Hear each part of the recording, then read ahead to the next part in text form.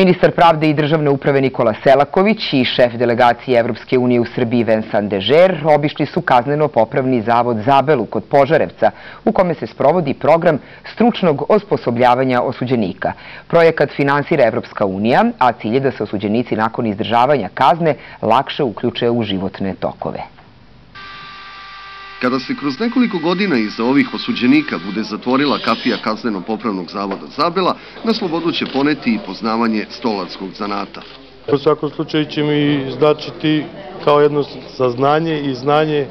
Do septembra ove godine više od 500 osuđenika u kazneno-popravnim zavodima u Zabeli, Nišu i Sremskoj Mitrovici biće osposobljeno za rad u oblastima za kojima postoji potreba na tržištu rada. To je zavarivanje, štampanje sito štampom, izrada nameštaja, pekarstvo i povrtarstvo. A da će u budućnosti odavde izlaziti uzorni građani koji su naučili lekciju iz svog lošeg ponašanja iz prošlosti, dobri radnici koji će u svojim sredinama doprinositi boljem, uređenijem i društvu u kome će duhovno stanje i moral biti znatno bolji nego što su danas. Projekat stručnog osposobljavanja osuđenika finansirala je Evropska unija sa oko 2 miliona evra. Sledeći problem koji će biti rešavan je prenatrpanost zatvora u Srbiji.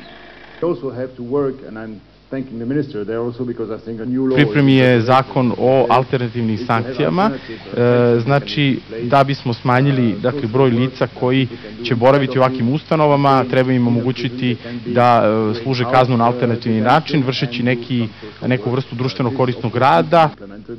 Od početka godine 145 osuđenih lica uspešno je prošlo obuku i steklo sertifikat za neko od 5 deficitarnih zanimanja.